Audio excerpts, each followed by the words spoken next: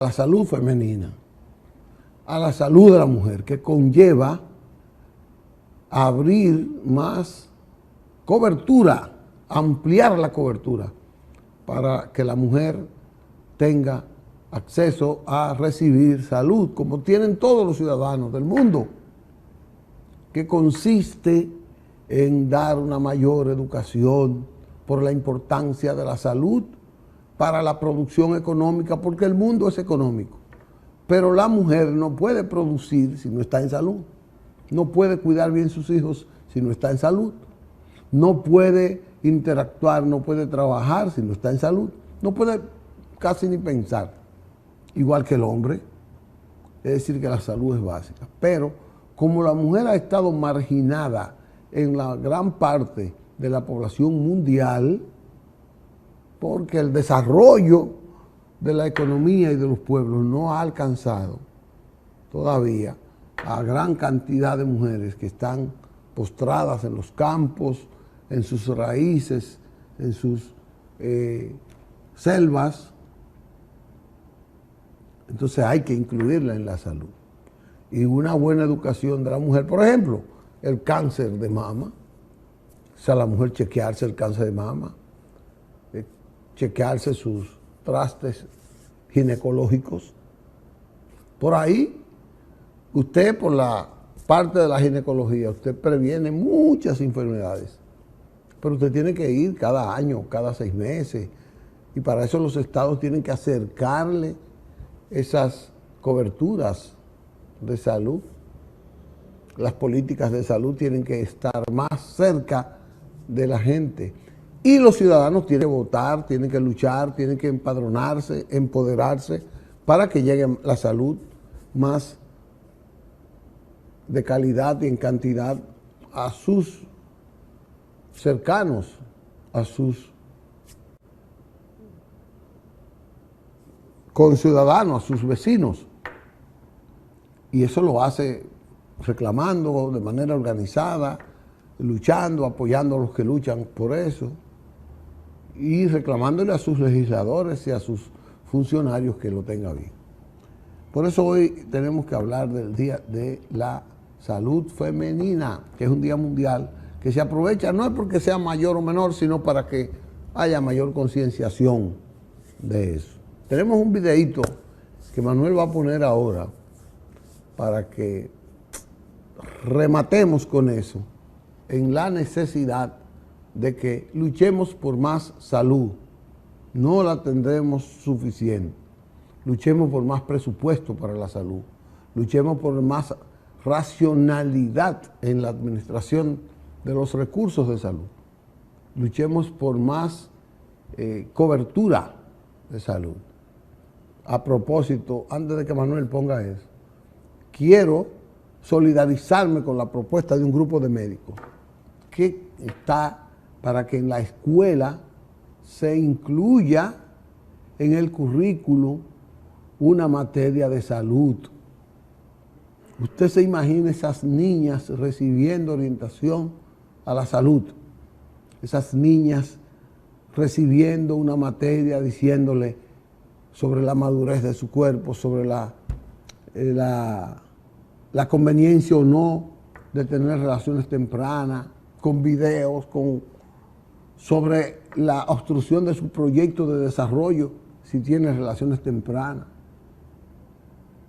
Todo eso en una escuela, pero también esos niños con una educación en salud, y es una materia que puede ser hasta semanal, a cada curso, puede ser en la tanda extendida, pero puede ser importante en eso, porque antes se daba biología, pero se daba de todo, y la gente no aprendía lo que tenía que aprender sobre la salud sexual, la salud humana, la alimentación, que es básica en la salud, la alimentación, el ejercicio, que es básico en la salud. Todo eso se le instruye en la escuela. Usted sabe lo que es cuando 2, 3 millones de niños aprendiendo diariamente un aspecto de la salud. 2 o 3 millones de niños diarios. Entonces, eso es lo que tenemos que hacer. Ahora sí, Manuel. Vamos a colocar el videito.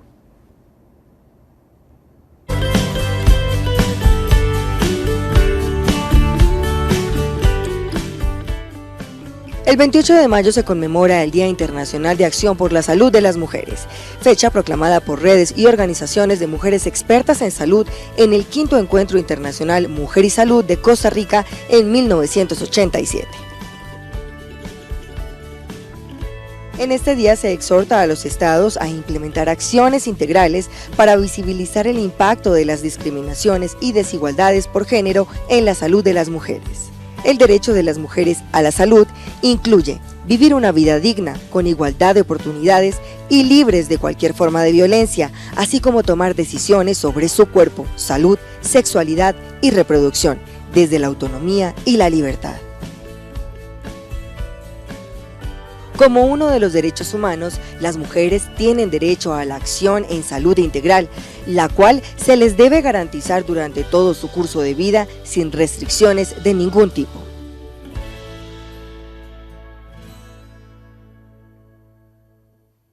Bien, ya vieron ese ilustre mensaje de la orientación a la salud. Vamos a pasar ahora a otro tema. Se trata del viaje del presidente Luis Abinader, que llegó hace un rato, eso quiere decir a las 9:40, llegó a Portugal para ser recibido por el gobierno de Portugal. Si llegó a las 9:40 ya, son aquí como las 3 de la madrugada. Pues Luis Abinader fue recibido, tenemos las fotos ahí, Manuel, fue recibido por una delegación del protocolo de Portugal, encabezado por el comandante jefe de la seguridad y por la directora de protocolo y el embajador dominicano allá. Ahí está Miguel Ángel Prestol Castillo, el hombre aquel de masacre, el masacre se pasa a pie.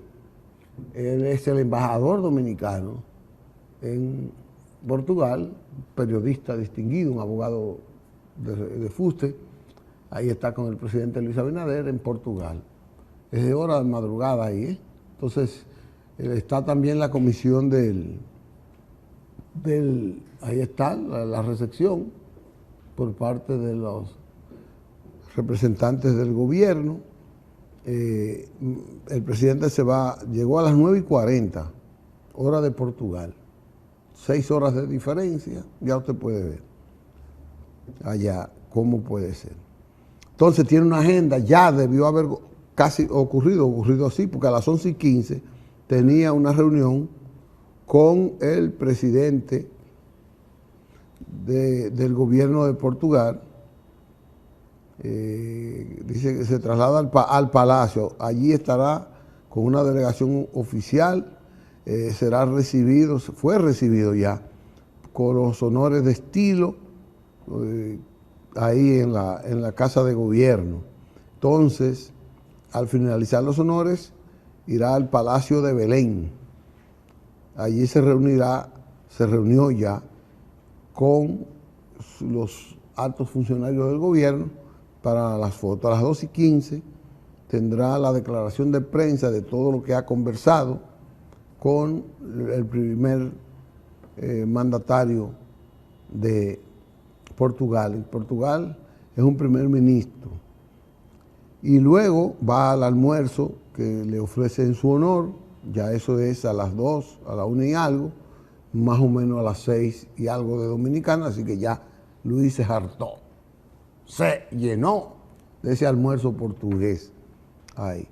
Y luego se iba a reunir con la Agencia de Modernización de la Administración. Oiga eso. Aquí que creen que lo saben todo. Pero aquí lo que hay que cambiar un grupo de PRMistas ahí que viven golpeando a los PRMistas mismos. Y eso es lo que tienen que hacer, Luis, modernizarlo como lo está haciendo. Pero hay gente que nada más moderniza los que son contrarios a ellos. Y luego se presentará en un programa ya Panorama Digital de la República Dominicana para informar todo lo que va a hacer. Regresará el lunes, el sábado 1 de junio en la tarde. Regresará el presidente Luis Abinader. Siguiendo la política, ayer pues hubo reuniones de mucho peso político. El Partido de la Liberación Dominicana reunió su comité político y tomaron decisiones. Las máximas autoridades hicieron lo que se hace en cada proceso político sensato. Danilo Medina y Charlie Mariotti pusieron sus cargos a disposición del partido y de una vez formaron una comisión, el comité político, para reorganizar el partido. Eso quiere decir estructurar una comisión para elegir una nueva directiva del comité político y del partido, cambiar algunas cosas estatutarias, y eso tienen que hacerlo porque al partido, mucha gente dice que le fue muy mal. Yo digo que no le fue tan mal. Un partido que acaba de ser vapuleado en el año 2020 del poder, que no se ha podido recuperar por muchísimas razones, pero yo no creo, yo soy muy no creo que le haya ido tan mal. Y al mismo momento renunció del comité político José del Castillo, senador de la provincia de Barahona, para él quedarse, no es que renunciado del partido, para quedarse en el comité central. Y como parece que participar en la elección de los nuevos directivos. José del Castillo es un atributo importante, inclusive tiene ribete de presidencial del Partido de la Liberación Dominicana.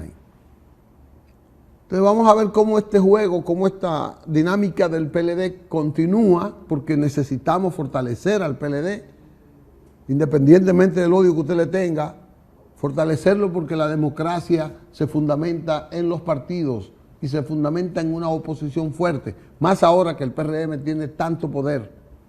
Si no tiene una oposición fuerte, algunos loquitos por ahí pueden desvanecerse. Aunque Luis e Hipólito tienen el toro agarrado por los cuernos. Luis tiene ese gobierno avesentado, disciplinado, y el que le juegue sucio se va. Entonces Luis está claro en eso. Y tiene a Hipólito de respaldo, porque esos dos fueron responsables. Yo creo que fueron los que más contribuyeron al éxito del PRM por la disciplina que ellos impregnaron y reclamaron durante 4 años. Ellos van a seguir en eso, porque ellos necesitan que ese partido se adecente en el gobierno. Y el otro está la Fuerza del Pueblo. Hizo una reunión y prácticamente tumba la reunión que tenía el presidente Luis Abinader con el ex candidato presidencial Leonel Fernández. A ese partido salió muy envalentonado, salió muy bien, sacó 29, 28%, y ese partido está decidido a abrirle fuego al gobierno desde que inició. Que los PRMistas que creían, ese partido va a hacer campaña para derrotar al PRM en el 2028, como debe ser. La oposición no puede jugar a contemplaciones, tiene que pensar en el país. Yo todavía no creo ni le pido a la Fuerza del Pueblo que piense en el país. No será para mí una ilusión. Yo tengo un concepto de Leonel Fernández, lo saben todos mis amigos que están ahí, y lo digo públicamente. El objetivo de Leonel Fernández es pensar en que él sea presidente. Ojalá que yo me equivoque, quiero equivocarme, pensar en que él es presidente. Y él va a trabajar con una fuerza descomunal para querer llegar al poder. Por eso una conversación ahora con Luis, él entendió que no le da resultado. ¿Qué va a hacer con Luis? A comprometer el futuro de una reforma fiscal sin conocerla. Debió ser elegante, un poco decente recibir al presidente. No la han suspendido, pero nos dijeron que no, que para la calenda griega. Eso es lo que pasa en esos partidos. Pero ellos tienen derecho a jugar su oposición como ellos consideren conveniente. Esa es la democracia. El PRM que tiene que saber con qué contradictores que va a enfrentar este proceso que viene. Muchos que andan por ahí, que creen que pueden ser presidentes. Ahí vi uno ya de que reunió con 31 diputados. Que va a ser candidato. Tienen derecho. Pero yo no lo voy de eso voy a hablar en el futuro, porque voy a hablar de otro tema hoy, porque llegó Jesús Ogando con la diputada, que yo me siento orgulloso que haya ganado, aunque Jesús no lo entienda, que ha sido un orgullo que ella haya ganado, porque Jesús creía que era él, y ahora él va a creer que es él el diputado. No es Mari la diputada, es Mari la diputada. Vamos a una pausa porque venimos con Jesús Ogando y Mari Almanzar de Ogando. Bien, regresamos con ustedes. Habíamos amenazado con hacer un programa educativo, informativo, sobre la menéutica del proceso electoral en lo que tiene que ver con su conteo y la adjudicación de los escaños a los partidos. Hay muchas maneras, de eso lo vamos a discutir, pero hay una forma que es la que predomina, la que está rigiendo ese proceso en Dominicana, que se llama método de Hond. Ese es un método que la gente necesita conocer, porque no se explica cómo un diputado o un regidor que saque el triple de los votos de otro no sea electo regidor. Y condenamos el arrastre y decimos que no hay arrastre. Pero Jesús Ogando, que es ingeniero, es diputado actual y que es parte de este programa, viene para darnos una ilustración de eso. Yo quiero presentar a Jesús y después presentar un videito que tenemos ahí de él. Buenos días, Jesús. Hola, Licho.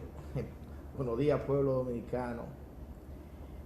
La verdad es que hemos querido hablar de este tema porque hay una nebulosa y hay una gran confusión en la población sobre cómo se aplica y qué es el método de D'Hondt y los diferentes métodos para repartición de escaños entre partidos. Ha habido quizás algunos interesados en desinformar y otros que quizás lo que están es confundidos. Luego de que yo subí ese videito que vamos a ver, que dura 4 minutos, lo subí a las redes, he recibido llamadas y mensajes de innumerables, cientos de personas diciéndome, wow, nadie lo había explicado como tú lo has explicado. E incluso un asesor internacional en materia electoral, que es español y vive aquí en el país, me llamó para felicitarme por el videíto que realmente trae mucha luz, según él. Me han llamado personas del ámbito político, del ámbito de toda índole. Y por eso nos motivamos a hoy dedicar algunos minutos a explicar, a tratar de explicar qué son los métodos para repartición de escaños entre partidos y qué diferencia hay también con lo que es el sistema de voto preferencial, que son dos cosas diferentes que no pueden mezclarse por cómo el agua no se mezcla con el aceite. Entonces, Licho, hoy queremos traer, como tú lo decías, este programa un tanto educativo, tratando de llevar luz a la población sobre estos temas. Pues vamos a poner el video para que la población pueda iniciar su información con este videito que ha realizado Jesús Ogando. Manuel.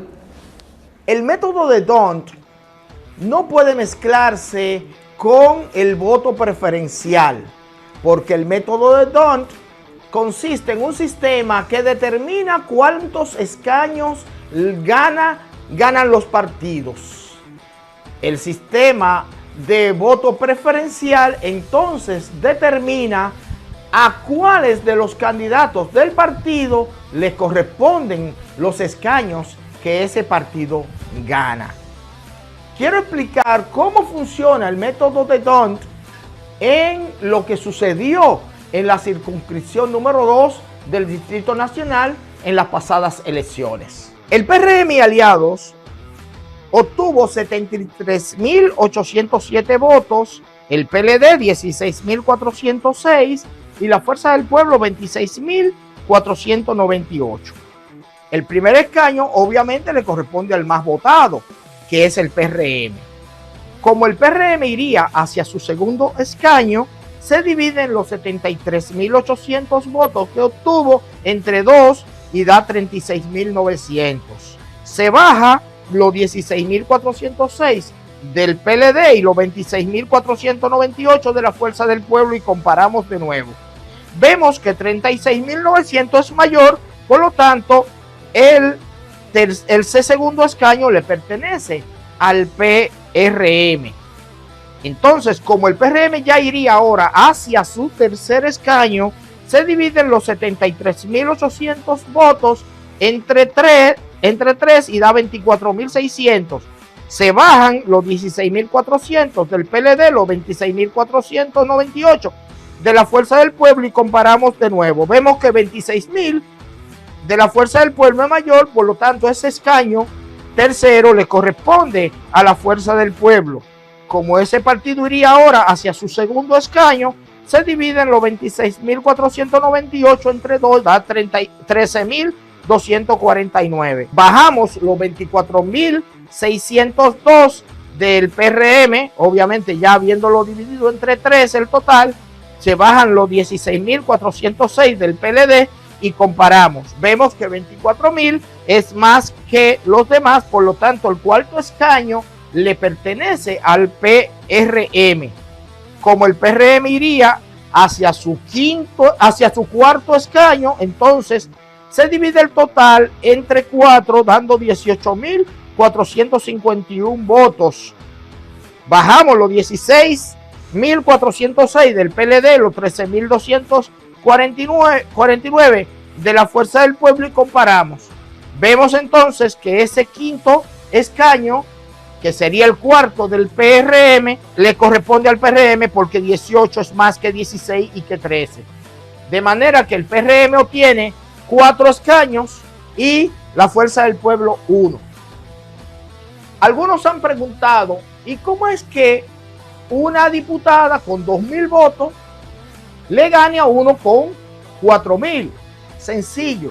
Como ustedes vieron, ese escaño es el partido quien lo obtiene con los 18.500 votos luego de dividir su total entre 4. Por lo tanto, no fueron 2.000 votos que le ganaron a 4.000, fueron 18.000 votos que son los votos del partido los que obtienen ese escaño. Por eso, esa diputada con 2.000 votos gana, porque esos 2.000 votos son de votos preferenciales para determinar si a ella le corresponde un espacio dentro de los 4 que ganó su partido. Bueno, ha dado una explicación en sus de cálculo. Jesús ha presentado los resultados de los partidos políticos y él los ha dividido según el concepto que él tiene del método de D'Hondt. Entonces yo lo que quiero es que él detalle eso ahora. Sí. Porque ¿por qué se divide entre dos? D'Hondt, que fue un jurista belga, en el año 1878 planteó la fórmula que es de la siguiente manera: E de escaño es igual a cantidad de votos dividido entre los escaños obtenidos más 1. Quiere decir que obviamente para el primer escaño ningún partido ha obtenido escaños, por lo tanto se divide el total de votos entre 0 más 1, o sea entre 1, equivale al mismo total de votos. Después, cuando un partido gana un escaño, entonces se dividiría entre, ya ganó uno, más uno se divide entre dos. Y después, si después que gana dos, se divide entre tres, entre cuatro, entre cinco, entre seis, y así sucesivamente, a medida que cada partido va obteniendo escaños. Eso hace que el partido que gana el primer escaño, su total se divide entre dos y se compara con los demás partidos, dando oportunidad a que haya otro partido que con el 50% de los votos obtenidos por ese primer partido puede ganar un escaño. Fíjate cómo se le va dando oportunidad al que menos tiene, porque para el tercer escaño ya con un 33% de los votos obtenidos por el primer partido, que ya haya ganado 2 escaños, otro partido puede tener un escaño. Y para un cuarto escaño, con un 25%, se puede alcanzar ese escaño. Eso fue una fórmula diseñada por Victor Dont, el jurista belga, en el 1878. Desde esa fecha, gran cantidad de países en todo el mundo utilizan ese método. Hay otros métodos que también se pueden utilizar. Yo pienso que quizás un método más justo es el de porcentajes. Por ejemplo, el PRM con ese método obtuvo un 59% de los votos. Sin embargo, obtuvo un 80% de los escaños. Eso no que es lo que ninguno de los que andan por ahí tratando el método de Dont, que yo creo en ese método, porque soy de los que creen que es muy difícil que tanta gente, por más de 200 años, señores, de aplicación de este método, o 100 y pico de años, tienen, y tantos países y tanta gente, no puede ser que estén equivocadas. Pero nada, yo pienso que si aplicamos el método de los porcentajes, por ejemplo, el PLD, que obtuvo un 13% de la votación, hubiera ganado uno, porque el 13% de 5 escaños que hay en la circunscripción número 2 le corresponde uno. Y el PRM, que tiene un 59 y algo, un 60%, el 60% de 5 es 3. Y la Fuerza del Pueblo, que tiene, no recuerdo el porcentaje, pero le correspondería uno también, de acuerdo a los porcentajes. Lo que quiere decir que el método, ese otro método, aplicando los porcentajes.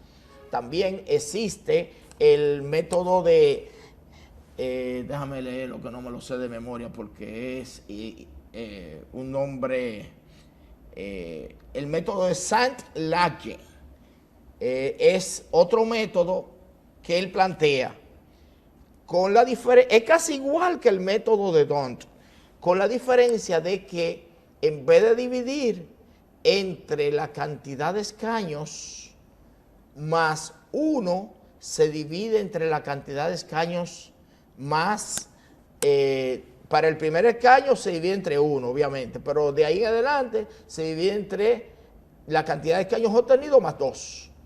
Quiere decir que para el segundo escaño que obtiene ese primer partido ganador, ya con un 33%, el partido que quede en segundo lugar puede obtener un escaño. Y con para el tercer escaño se dividiría entre 5, lo que significa que con un 20%, un partido, comparado con ese otro partido que ya obtuvo 2 escaños, con un 20% alcanzaría uno de los escaños. Para el tercer escaño de ese partido se divide entonces entre 7 y así sucesivamente, lo cual va disminuyendo la posibilidad del que más votos tiene de alcanzar escaños y dándole más oportunidades a los que menos tienen de alcanzar escaños. Bueno, Entonces, viendo que hay otros métodos y viendo que el método que más se ha aplicado en los últimos 150 años en diferentes países, la mayoría de los países utilizan el método de D'Hondt, y viendo que en nuestro país, es muy importante esto que voy a decir, Licho, se está aplicando el método de D'Hondt desde que existe la democracia. Algunos piensan que el método de D'Hondt comenzó a aplicarse, incluso yo oí un periodista diciendo que el método de D'Hondt se aplica desde el 2016. Óyeme, señores, en el 2016 lo que sucedió fue que se desligó las candidaturas senatoriales de las de diputados, de modo que en ese momento ya votando por el senador, se podía votar independientemente de diputado por senador, porque en el 2002 en nuestro país se comenzó a aplicar lo que es el voto preferencial, pero el método de D'Hondt se ha aplicado desde que existe la democracia. Lo único que anteriormente teníamos una lista cerrada y bloqueada.